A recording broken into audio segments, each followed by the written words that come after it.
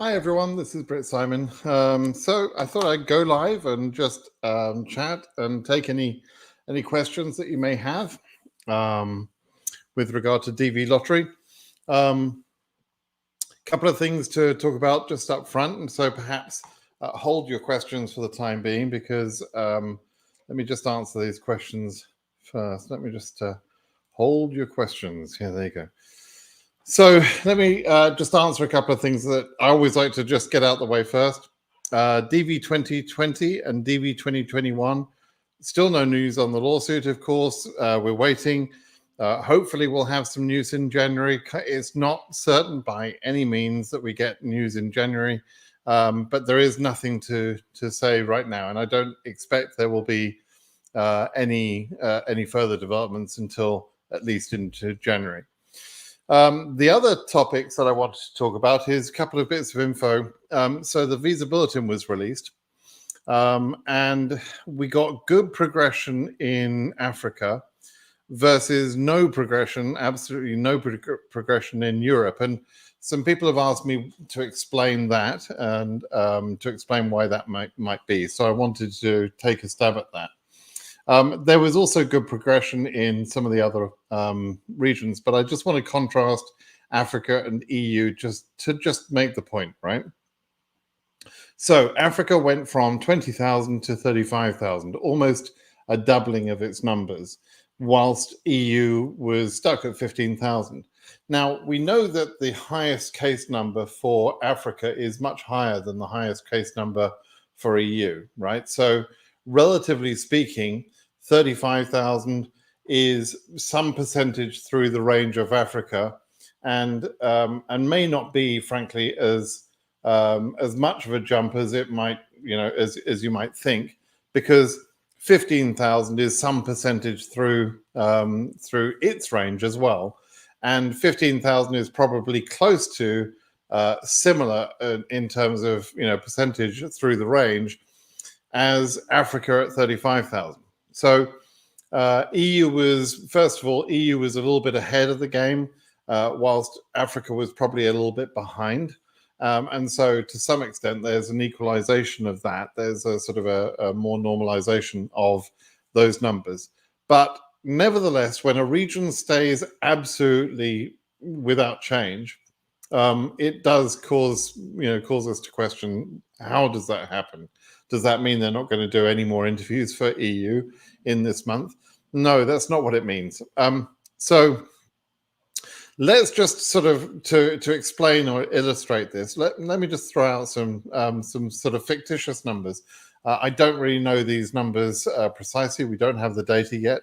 We will have some data in a couple of weeks' time. But let's just assume that under EU 15,000, there are, let's say, 10,000 cases, right? 10,000 real cases and 5,000 holes, right? On those 10,000 cases, there could be 20,000 people, right? That's the first thing. So there's quite a lot of people under EU 15,000. I'm not sure of these numbers, but it will help illustrate it. But let's say there are 10,000 cases, right? Now, if last month there were only, let's say, 40% of those 10,000 cases were processed, their DS-260s were processed, then that means that 40% of the 10,000 cases were ready for interview, or, you could look at that as 4,000 cases, right? Now, if this month they managed to process up to, let's say, 55% of those cases, that would be an extra 1,500 cases or 3,000 people for EU that are now eligible for an interview that weren't eligible for an interview before. Okay, so without the visa bulletin even moving, there is an increase month to month on how many people are eligible for an interview, right? And so whatever the numbers were, whether it's 40%, 55%, the amount of processed cases, I believe, is probably pretty good in EU, to the point where they could yield enough interviews from the 15,000 without increasing the visa bulletin at all. right? And that's essentially why EU stayed as it was. Now, why wasn't that applied to Africa? Well, as I mentioned, Africa was probably a little bit behind.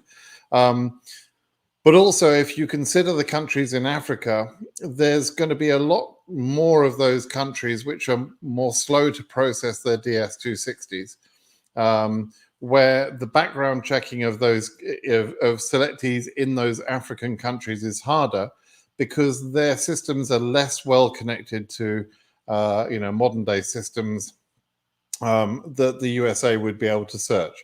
And so the pace of DS260 processing in Africa is always going to be a little bit behind the pace of DS260 processing in EU, right? In EU, they are more able to get the data faster from the governments like France, Germany, Italy, Spain, UK. All of those countries provide their data to America for them to sort of cross share information. And so all of them provide the data very easily, and it's very easy for the USA to background check someone in those countries, right? They've got similar sort of systems, similar standards of record keeping and so on. You can't say the same thing for all of the African countries. The African countries are often from, we consider them a developing nation or a developing continent even. And so their systems are not necessarily as quick or as easy to cooperate with the USA. So if there are less people being processed, then you have to increase the visa bulletin number more in order to yield the number of selectees that you want to interview in that month, right? That's basically it. That's basically the explanation and the difference between those countries. Is it a problem? Not really. The month-to-month progression is not something you should worry about until the sort of final half of the year, at most, frankly, because it doesn't necessarily mean that that they will increase that speed at the same speed every month, and it doesn't indicate anything about where the final cutoff could be or would be, based on that progression through the months. So don't freak out about the visa bulletin, about what happened if you're in Europe. Don't worry about that. I am quite pleased to see that some people with Africa 30K numbers, 32,000, 33,000, are already receiving their 2NLs for February interviews. So, there are people that are processed at that case number range. The downside of the way that KCC process the DS260s, which is based on the first opening date, the downside is that they process all of these cases. Even, let's say, Africa 70,000 could easily have been processed by now, or Asia 25,000, even though those cases have got a long time to wait before they become current, if they get current at all. And so it's an inefficient system, unfortunately, but that's just the way it is. It's just the way it works. And, it's been that way for years. There's not very much they can do about it unless they switch to a DS260 processing by case number situation, which they've never done. And I don't believe they'll do that. That would also be inherently a wasteful system. So DS260s are processed in the order in which they're sent in, and cases are scheduled in numerical order based on the visa bulletin. But that's not to say that a case with a higher case number couldn't go before a lower case number in certain circumstances, depending on when that case was processed, right? Okay, so that's something I wanted to cover. The other slightly worrying sign is from Nairobi. No, not Nairobi. I'm sorry. I was talking about Nairobi with someone just a few moments ago. From Addis Ababa. Addis seems to be restricting the number of interviews that they're giving. Now, if they do that, it's a problem. It can create an AV queue, right? This is AV status cases in a queue or a backlog at that one embassy. I was pleased to see, I've been worried about Accra embassy, that they would build up, an AV queue. And I noticed with the November official data that was released that they've now issued 48 visas. Well, for Accra to issue 48 visas, that probably means they've performed well over 100 interviews. So in the first 2 months of the year, they must have had over 100 interviews. They've got a fairly high refusal rate in Accra. So out of 100 interviews, let's say, they would probably only issue about 20 cases, and that would probably only yield, let's say, 30 visas. So the fact that they've issued 48 probably means, almost certainly means, that they've done well in excess of 100 interviews already in the first 2 months of the year. And that, to me, it's a good sign. It's better than they finished up DV 2022. So I'm not so worried about Accra, but now I'm more concerned about Addis, because Addis misbehaved in DV 2022 and seemed, despite a good performance in August and September of last year, of DV 2022, they seem to be going slowly in the first couple of months this year. They only issued 9 visas in November. So I'm a little concerned about that. The system works very well when embassy capacity is good, and they don't restrict embassy capacity, and therefore take all the cases that they have. But if they allow queues to build up, backlogs to build up of AV status cases, we start to see some negative impact. So I'm concerned about that for Addis, and we'll have to see as we get more data, and as we have data in a couple of weeks' time from SEAC, we'll have to see how that really looks, to see what they've been doing since the November data that we have. Okay, so there you go, a couple of things there, and in fact we've got someone from Accra. So Accra in West Africa, and well done on the performance in the World Cup. That was good fun to see. Okay, so Chris is asking, if you have just newly relocated to a different country and updated your address in the DS-260, but forgot to answer the question, have you ever traveled to another country? Should I unlock? No, I wouldn't unlock for that, actually, to be honest. Chris, I like people to get their DS-260 as accurate as possible, but there are some details on it that, it's not the end of the world. Now, if you have extensive travel history in other countries, particularly in the Middle East, and you haven't included that, then yes, you should be unlocking your DS-260 to cover that. But that would be the only way that you would need to do that. Okay. Otherwise, no, you probably don't need to worry about it. Okay. Any update for DV 2020? I did that right at the beginning, but basically no news. All right. Okay. Freddie says, I'm the principal applicant and live in Barbados. My wife and kids, however, live in Ghana. Can I interview in Barbados while the family interviews in Ghana, or do they have to join me? There is a process called follow to join, which is normally used for cases in America that are just status in America, and the family perform another process in their home country. The same is possible from 2 embassies outside of the USA. So you would interview in Barbados and your family in Ghana, but it's a tricky process. I wouldn't recommend anyone goes through that process unless they absolutely have to. It's much better for your family to be in the interview with you as the principal selectee. So in your case, you either would go to Ghana to interview with them, or you'd bring your family to Ghana, to Barbados to interview with you there. Now, I'm fully aware that that's going to be an expensive option. And actually, having your family travel to Barbados would be much more expensive than the other way around, I'm sure. But it would give you a much better chance of success if you did that. So now, if you want to ignore my advice and go for it, that's not too bad if you interview early. But like I say, it creates some difficulties. You've got to trust, if you interview in Barbados and you want your family to interview in Ghana, you have to throw yourself at the mercy of the Ghanaian embassy to set up a time to interview your family and that sort of thing. And quite frankly, I think they'll probably screw it up. And your family wouldn't be interviewed. So it's your choice. You can try and do that process, but I personally wouldn't try. Okay.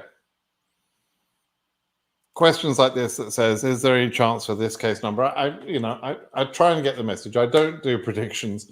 And this particular question is kind of this is about DV 2022. Oh, is there any chance for DV? So this is much easier for me to answer. Is there any chance for DV 2022 AS139? No, of course not. Of course there's no chance. The DV 2022 is over. So unless you've written your number wrong and you're actually a 2023 case, I can predict your chances 100% easily. You've got no chance is the answer. Okay, so when do we start to do the documents for interview, since it's current, but I've not yet received 2NL? You start to prepare your documents when you receive the 2NL.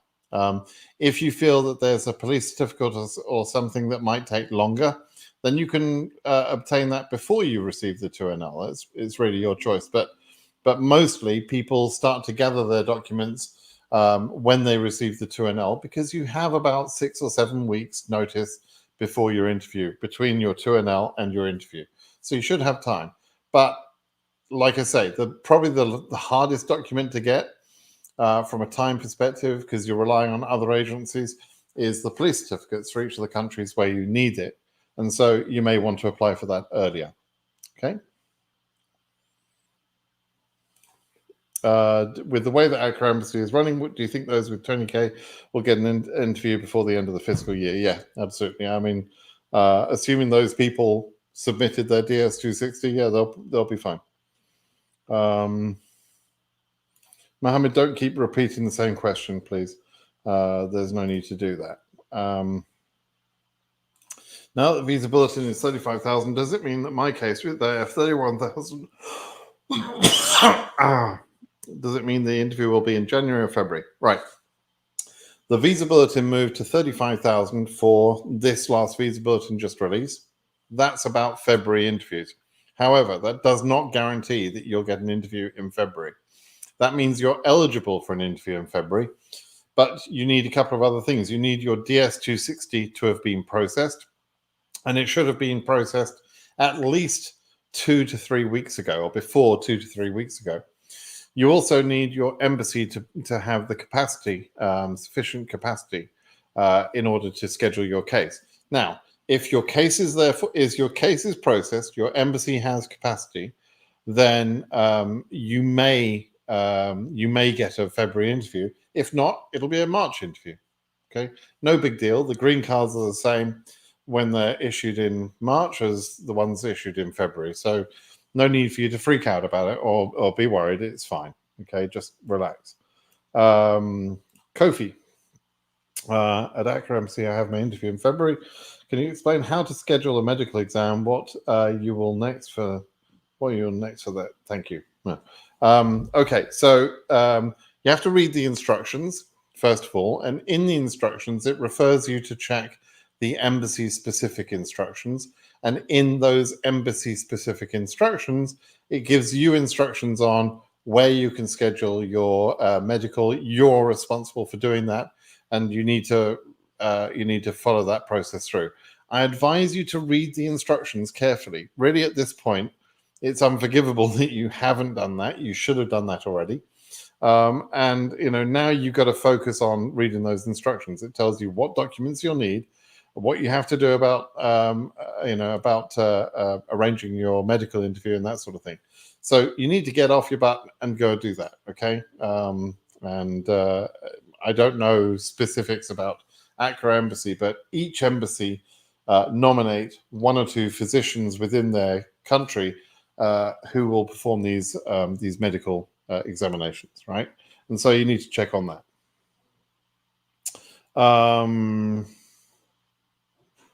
Okay, let me just see. Hybrid, is there any delay in the Asian region because I'm waiting for 2NL? Not really a delay in the Asian region as such. I think actually Asia is moving pretty well. But is your case delayed because of your DS260 processing? That's possible. It depends, your own, the date of submission, how complicated your case is to process, the countries you've lived in or worked in or traveled to. Those things can all affect the amount of time necessary to process your DS260. Okay. Okay. Case number 8000 from EU. Submitted DS260 in May, unlocked by your suggestion in August. Correct some info. Got scheduled for interview for January. Oh, okay. Just a sort of a thank you. Thanks for all the advices and everything that you do. Great. Well done on submitting early, right, in May. That was good. Well done on unlocking and not being panicking about unlocking. We've still got these people that insist on spreading this stupid rumor that unlocking is dangerous. Unlocking is the right thing to do if you need to do it, right? It is ridiculous to make these blanket statements about don't unlock because you'll go to the back of some mythical queue, because as your case proves, you didn't go to the back of some mythical queue, right? Because there are no cases, as far as I'm aware, that are DS260 submissions in August that have been processed, which means your case was processed based on your May submission despite your August unlock, right? Can everyone just understand that, please?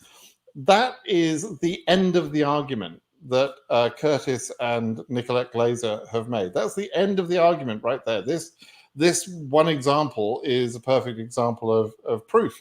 And there are other examples, many examples. So please, people, let's stop with the nonsense. It is wise to unlock in certain situations. You don't always have to unlock. If you've made a typo on an address that you were at 15 years ago, don't unlock for that. That's trivial. There's no need to unlock for that. But if you have some information that you need to unlock for, you're much better off to unlock and have a corrected DS260 than go through the background checking and all of that situation on a DS260 that is fundamentally inaccurate. Because then when that's realized at the interview later, the CEO has got to realize, well, hang on a minute, the background check is probably wrong on this person, and therefore that person hasn't been background checked. It either causes delay or it can cause denial. Okay. So anyway, I hope that's clear, and thank you for letting me know that you were processed fine. So please don't listen to people that have seen 3 DV years and think they know the bloody process, right? Because that just isn't true. Some people who hadn't even qualified as lawyers 4 years ago, 5 years ago, or whatever, are making stupid suggestions. So, so yeah, stop. Hi, Britt. I've gotten a new job, but I emailed KCC to not my case. And my feedback is feedback I had. They can't unlock the DS260. So should I do that on interview day? Right. KCC will refuse to unlock your case when they consider you current for interview processing, right? And that's when you're about to be sent your 2NL. They won't unlock at that point. So it's good news and bad news. You can't unlock. You left it too late. Now you'll have to, whatever you wanted to unlock, you'll have to wait until the interview day. You can email the embassy between receiving your 2NL and the interview, and sometimes they will unlock, but it's not reliable. And hopefully, whatever you wanted to make a change about is not important. But my advice would have been to unlock earlier before you became current for interview processing. Okay. Watching you from Dubai, I'm a bit worried because I submitted my DS260 on 22nd of August and it's not processed, but my case number AF24K is current. Interview location, Abu Dhabi. There are no cases, as far as I'm aware, just to repeat, that had August submissions and have been processed. So the fact that you haven't been processed is entirely understandable and predictable. Okay, it doesn't make any difference. You're going to be scheduled later. Your case number is fine. You're already current, but you're just going to have to wait. You waited for May, June, July, August. So you waited almost 4 months before you submitted your DS260, and that's going to cost you some delay. That was your decision. Okay, so relax about it, Daniel. It's not a problem. It's not like they go past you and you'll never get a chance again. It just means you're going to have a later interview. That's all. Okay, not a big deal. Multi-skilled electrician. I need an electrician here, actually. That verified. So what advice do you have for someone who entered the DV Lottery 2024 program with only vocational school certificate and an electrician in Ghana? I checked the SPV for electricians. Okay.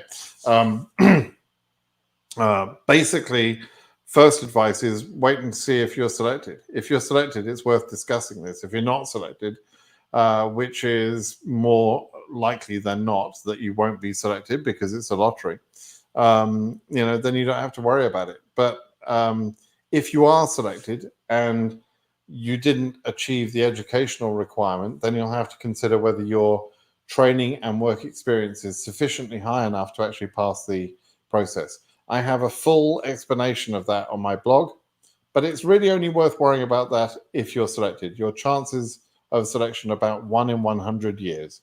Okay, so if I buy a lottery ticket to win a couple $1 million, I don't go and see an accountant because I bought a lottery ticket and I want to plan how I'm going to pay the tax and everything else, right? I wait until I've won the lottery to go see the accountant, and you should do the same. Okay. If a stateless man wins the DV lottery, that's fine. There are stateless people who win the DV lottery, and they can get a travel authorization from the embassy, and they can move to the USA. That's possible. Okay. What can I say about Ankara Embassy? It's not a bad embassy. I see people who don't understand how things process, worrying about Ankara. We don't have a lot of data at the moment, but so far so good. I wouldn't be worried if I was personally scheduled or looking to be scheduled at Ankara Embassy. I think they're fine. Is it better to get the entry done for me by my family? It's the US this year because I keep playing since God knows how many years and I never won. Okay, so I saw a YouTuber who was making this point that your chances of selection are better if you apply from the USA or from a boat or from a plane. I don't know what the hell this woman was saying, but the chances of selection are better if you apply from this place or that place or whatever, right? That is ridiculous. Okay, it's that comment can only be made by someone who doesn't understand the word random. It's a random selection. The selection doesn't care where you applied from. Okay, it doesn't care whether you're married or whether you're single. It doesn't care whether you're bald or whether you've got hair, right? It's random. Okay, so these people that offer to improve your chances of selection because you can apply through them, or it's bullshit. Please understand that. It's a random selection, okay? And I know some people say different, but those people are fools. So there you go. Oh, multi-skilled electrician. Your SPV is between 6 and 7. Yeah, so the way you've checked your job doesn't qualify. So if you were to be selected and your education doesn't meet the grade, then you would not proceed. You just, you wouldn't proceed, okay? Visa interview appointment letter is the same as 2NL. Yeah, for consular processing cases, which is cases interviewed outside the USA, the 2NL is the second notification letter, and that basically is an email that says go and check the ESC page, entrance status check page, which is the place where you originally saw the letter to say you've been selected in the lottery. And what you then see in that place in the ESC page is you see your appointment details. You see the original letter that says, congratulations, you're selected. That letter is gone. So if you want to keep that letter, by the way, download it, before you get your 2NL. And then when you have your 2NL email, you go check the ESC and you see your appointment schedule there. So yes, that's what the 2NL is. Please, sir, in my DS260, I filled just my high school without including junior high. Will that be an issue, or should I unlock my junior high school name? If your case is a high case number, I would say unlock and correct that. Education is important. It's one of the major requirements of the lottery, and so it's important that you follow the instructions in the DS260. And the instruction said to include all secondary school, which is from age 11 or 12 upwards, depending on your country. So you should have included that. And being able to follow basic instructions is kind of important. So, so that, you know, yeah, I would update. I would unlock an update. Now, if your case number is very low, or you're already processed and you're very desperate to get in the earliest interview possible, you could leave that unlocked. You could leave it locked rather, and not correct that. But my personal preference would be to have an accurate DS260. What about Iran? No update in the visa bulletin. Do you know why? Yeah, it's what I explained earlier. It's the same thing that I explained. If there are enough cases under, I think it's 5,500, right? If there are enough cases from Iran, and they don't need to reveal any more, then there's no need for them to move the visa bulletin. It's a simple sort of, you know, calculation. Now, Iran and Nepal have a high density of their winners in the first 20,000 cases or so. 20,000 case numbers, I should say. Which means that a quarter of the selectees for Iran would be current by case number 5,000. Do you see the point? A quarter of the selectees. So the fact that we're 4 months in and a quarter of the selectees for Iran are already current, it's not that surprising. We also are unlikely to see all selectees from Iran being interviewed. So, you know, it's probably not that surprising where we're at, really.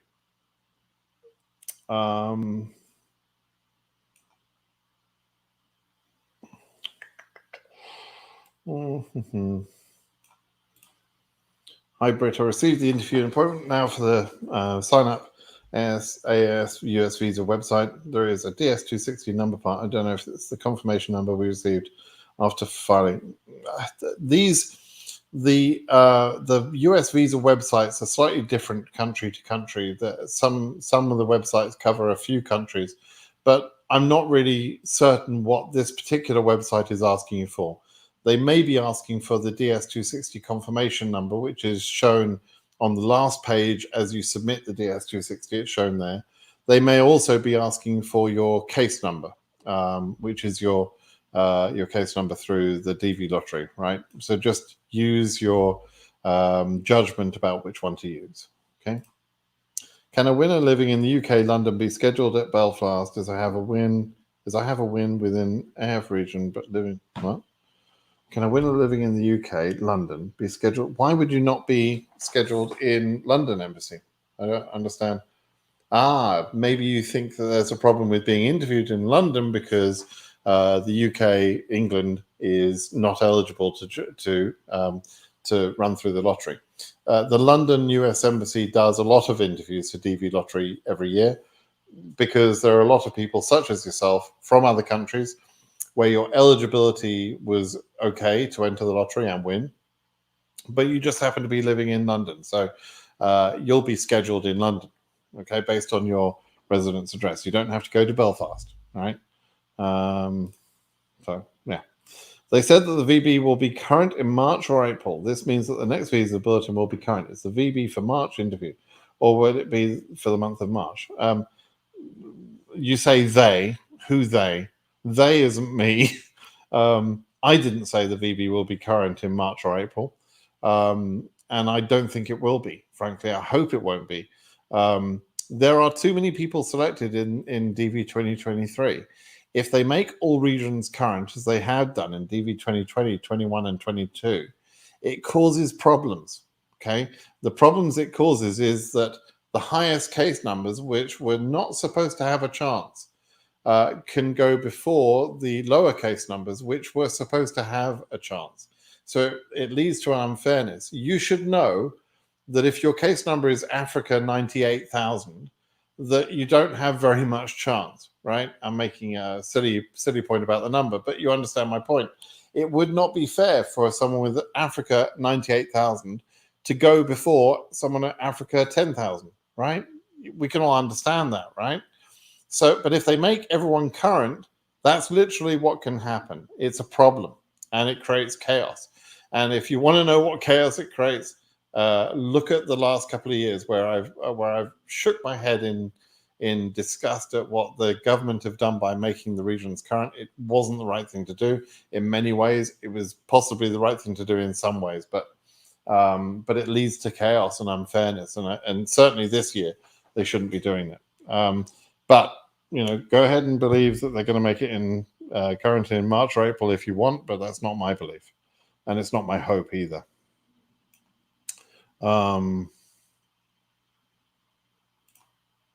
Do you think DS-260 processing would be majorly done by the end of this month? Submitted in July, but still processing, hoping for a March interview. I'm starting to see some cases with July submissions being processed, yes.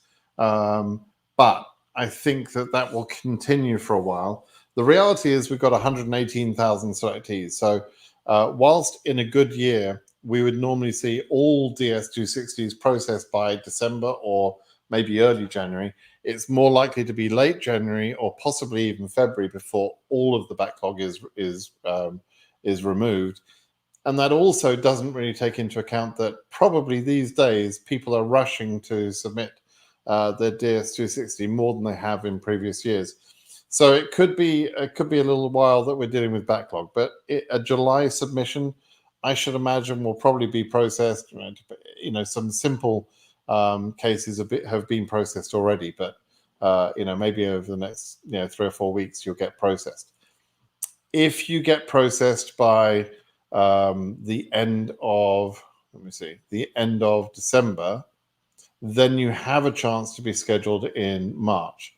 But since that's only a week away, maybe 2 weeks away, call it a couple of weeks from now, if you don't get your case processed within the next couple of weeks, you probably will slip to an April interview.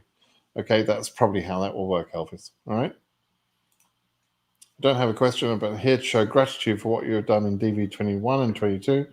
I've been in the States for about 8 months now. I hope that's going well, Grizzly Mob. I hope you're enjoying life here in the States. It's tough. I've said to people before, moving to a new country, even the USA, it's a tough journey. It's hard to do, and it's not for everybody. We've all got this dream of coming to the States, and it'll be wonderful. But the reality is, it's difficult in some ways. So I hope you're coping okay, and I'm pleased that you're here. And thank you for saying thank you. My brother is from AF15K, but he's not received the 2NL yet. What's the problem, sir? He's probably not got his DS-260 process. That's the most likely thing, But I don't know, because I don't know your brother, Hassan. Eddie says, AF14K, as per KCC, my DS-260 has been processed already, but no 2NL yet. Is there a way to know the embassy capacity in Qatar?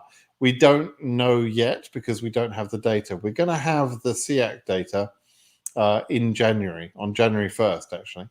And then we'll have much more information about what the embassies have done so far, and we'll begin to track progress. So we'll know a lot more in about 10 days from now. But right now, no, I don't know much about Qatar. Okay. Or Qatar. Qatar, they say in America. Qatar is the English way of saying it, I think. We're a family of 3 members. I became current yesterday. Good. 13K age or region. But my DS-260 is not processed yet. My DS-260 first submitted 3rd of July. Unlocking 17th of August. Will I get processed? You will get processed, but your Asian region, and you submitted fairly late, 3rd of July, right? So you probably, even though you went current for February, it's probably too late for you to get an interview for February. You're more likely to get a March or perhaps even an April interview. Okay, but you will get an interview. Just show some patience. What's the performance of Burkina Faso? Not quite sure how they've been doing, but I saw you answered the question. You asked your question a couple of times, so I wanted to just say I don't know. But you can look at the official data we've got so far, but it's not as good as the data we get from SEAC. So wait a couple of weeks. Does the US Embassy in London require the affidavit of support for DV winners interview? It has done in the past quite often. It's definitely worth getting an I-134 for a London interview. Yes, I would say do that. Okay. Does a lower case number jump the AV queue? No, I see what you mean. So if, let's say the AV queue is the cases that were already processed and were current and have been lined up to be scheduled to an embassy, and then your case number comes along, but it's a lower case number than these, but you got processed much later. No, you won't go to the front of the AV queue. It's based on the day you enter the AV queue, right? So no, doesn't help you.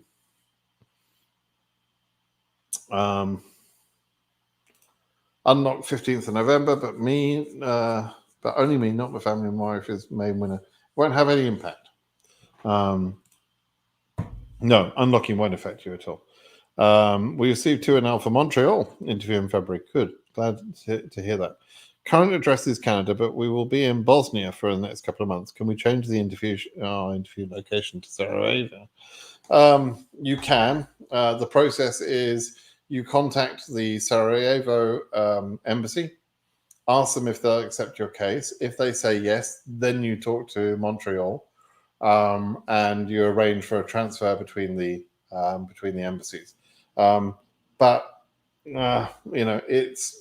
It doesn't always work properly. The process doesn't always work properly. So if there's a way that you can keep your interview process in Montreal, I would suggest you do that.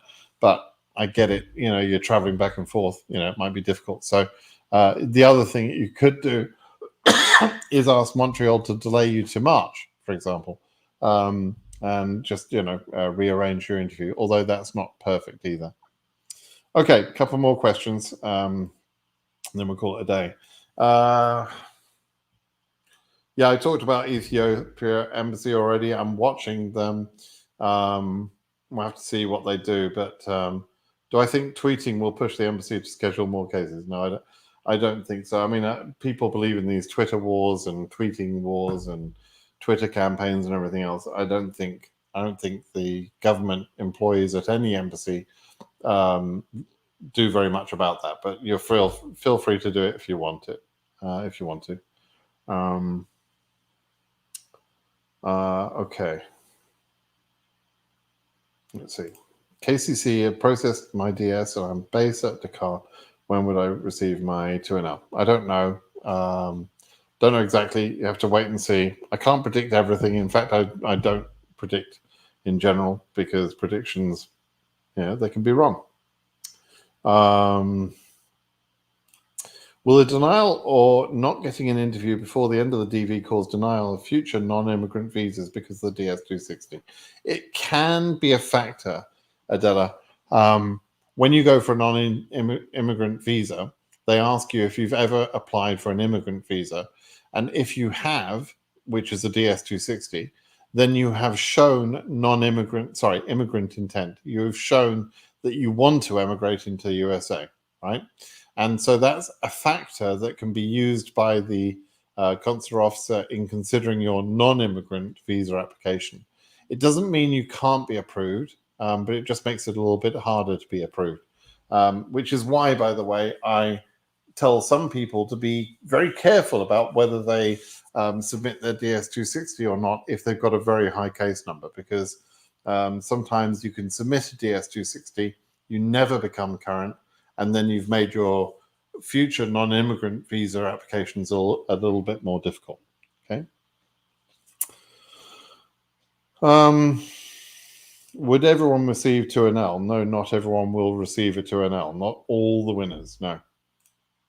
Oh wow, another one in the USA. Been to the US for 3 months. You're welcome, and welcome. Welcome to the USA. I would like you to go online and talk about life in America, food stamp, and other benefits for new immigrants. So when you come to America, you're supposed to have a plan for being self-supporting.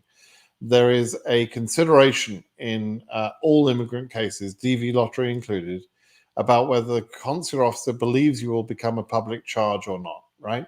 And when you come to America, you should really have a plan to support yourself. Now, if you have financial hardship, you have difficulty, there are a few programs like food stamps, etc., which are available in some cases, but not all cases. But that shouldn't be your first plan. Your first plan should be to get out and get a job. And if you have difficulties, get a second job, right? This is a country that welcomes hard work. It's not really a country that's designed for people who want to draw from a communal budget, a government handout. Europe is much better for those sort of situations than America. In America, it's kind of frowned upon. Okay, so you should think carefully about how you're going to survive in America.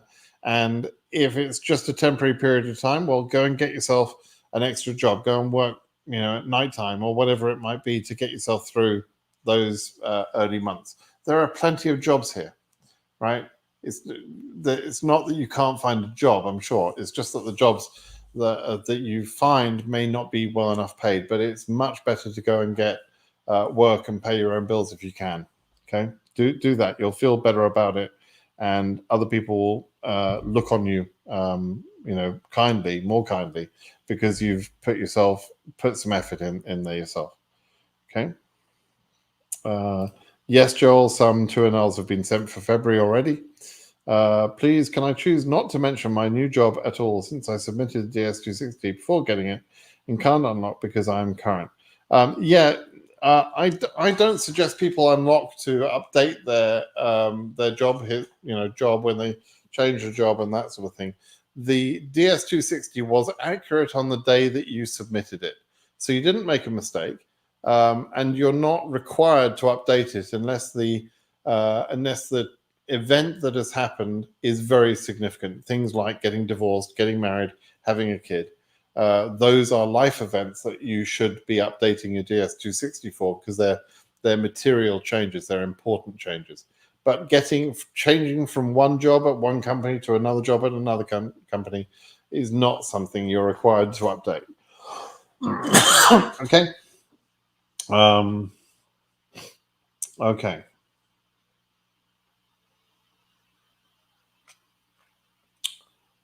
I paid my DV fee via money order, and this was 4 months ago. When I checked the status of the money order, it says that it has been cashed, but I never got a receipt. I included SASE 2. It sounds like you're on adjustment of status, and if you sent it 4 months ago, that's kind of early. So you're going to have to investigate that to KCC if you've paid your DV fee via them. But maybe you can show proof that the money order has been cashed. But I don't really have a concrete way of explaining what you should do next on that. If you're doing adjustment of status, you should be following the advice of someone's mum, right? And hopefully you know who that is. You know who I'm talking about in the immigration.com forum. She is the absolute expert on DV related adjustment to status. Okay. Is it possible for the next VB for EU to almost double the cases? It's possible. I think it's unlikely, but it's possible. I mean, that would reveal a lot more cases. We don't know exactly how many cases that would reveal. We'll know in about 10 days' time. But is it possible that they double a region? Yeah, they just did that for Africa, right? So it's possible, but it's just not likely. Why would they do that? Doesn't make sense, does it? Okay.